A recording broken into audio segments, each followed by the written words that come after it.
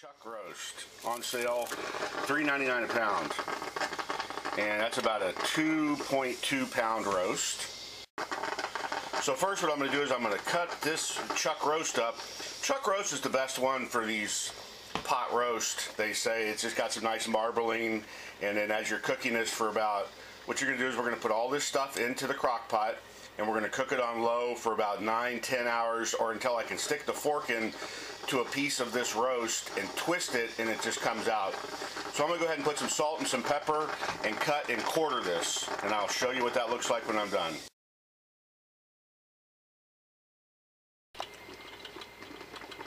So there's the meat, just kind of cut up nicely and flavored with some dried garlic, salt, pepper, and regular salt and pepper. No muss, no fuss. And what I use, got some coffee cooking there, is what you're hearing bubbling. But what I use is some minced garlic, salt, pepper, and I'm not a big deal on this. I just rolled around. Some people inject and do all sorts of crazy, fancy stuff. I just cut it up, and I just, this is supposed to be an easy recipe. Get it in, get it out, and be done. And some carrots. Let's go ahead and cut those carrots in half, I guess. Okay, so just broke those and just snapped them in two. Once again, no muss, no fuss, just cut them in half. And to that, I'm going to do some red potatoes, which I have just cut the eyes out on using a little eye tool that I've got, just a little where you could take and just cut the eye out if you want to, or maybe that's not even necessary, I'm not positive.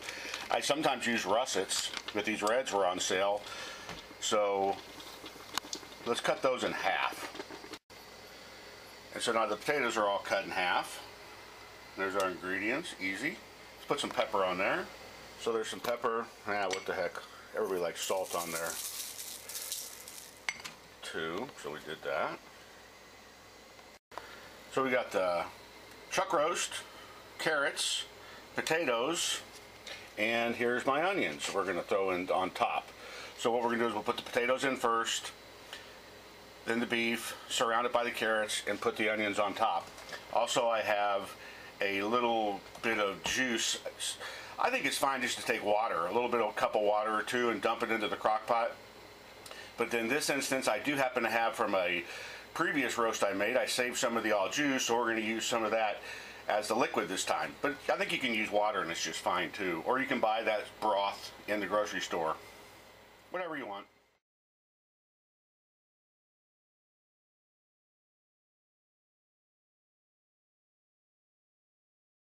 And what I do is I get a little plastic disposable cup and I sleeve it with a Ziploc bag, and then I freeze it so it sits nicely. I don't want this bag sitting in there rolled up frozen, so I sleeve that cup and freeze it, and then when I go to use it, I just microwave it for a couple of minutes, and it turns into this delicious looking broth from my previous roast, and that's the liquid I'm going to use this time. So first we'll take the potatoes and we'll put all the potatoes in the bottom. Can you see with the potatoes covering the bottom of it?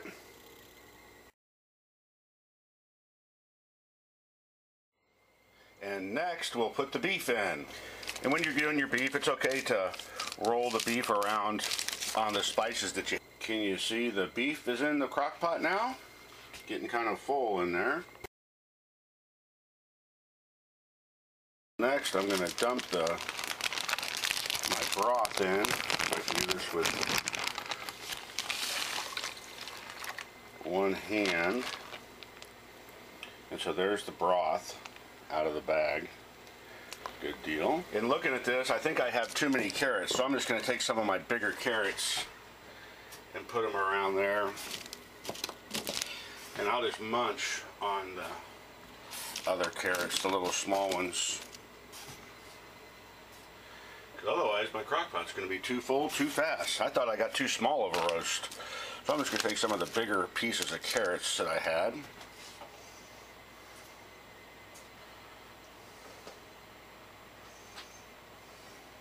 Just eat the rest of those. There's the carrots inside the crock pot. And next, let's just take some of these onions, put them around on top so their yummy onion sauce can drip all over the beef and everything as this works.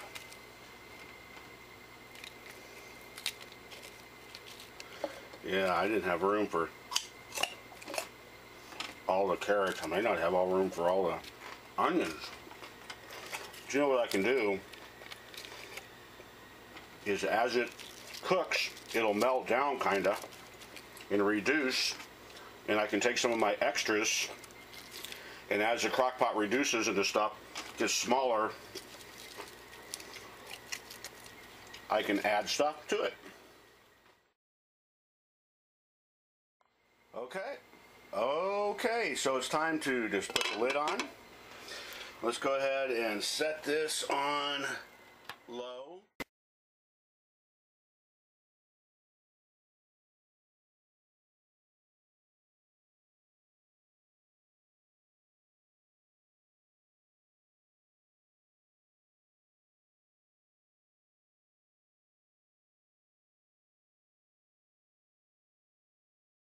Seen it about 1 or 2, so we'll come back and look at it then. Don't take the lid off the crock pot.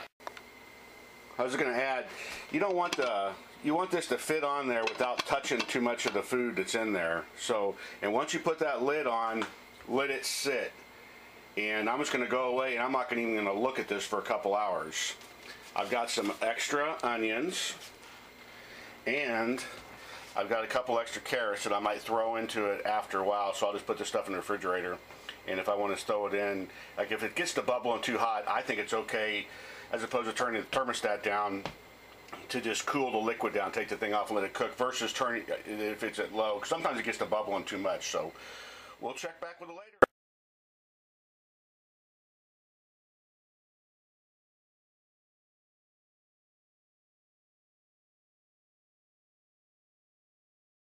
And you let that cook. Let all this onion stuff drip down there. Don't touch the lid. It's cooking on low. I shouldn't even look at this or think about this for about 4 hours.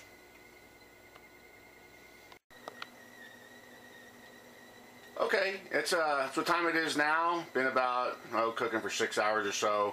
It was bubbling ferociously, so let me show it. It was bubbling ferociously, and so I had turned it on high a couple hours ago. And if you see, it bubbled down. So I just dumped in all the rest of the vegetables I had, and they were in the refrigerator, so it cooled it down. But the meat and stuff is still kind of hot in there.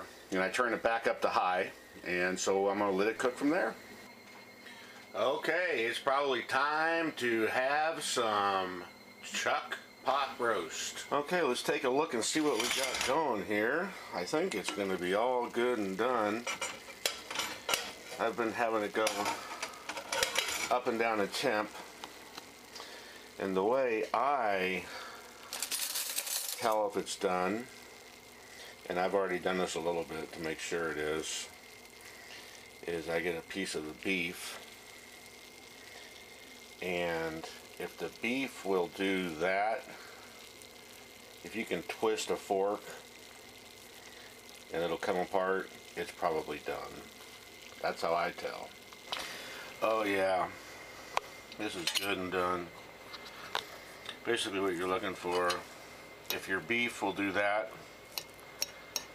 just come apart with your fork, nice and tender.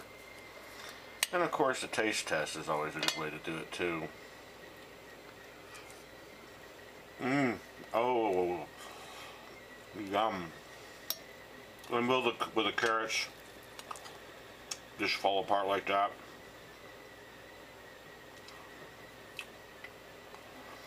And the potatoes like that.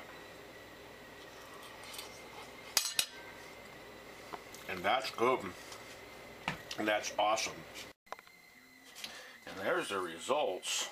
Got a big old heaping plate of potatoes and good old pot roast.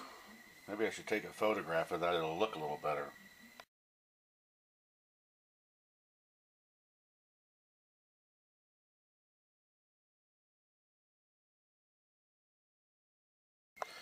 So yeah, that's good, and it tastes really good too. And it's really nicely done. And if we go take a look in the crock pot, that you can really see, it looks just like a cesspool, but that is the broth that I'll save and put into a cup and freeze that up, and I'll use that as my broth for the next time I do this. So it's not just water. I did wind up dumping about probably half a cup of water into this in addition to my broth that I used. So let's get that there.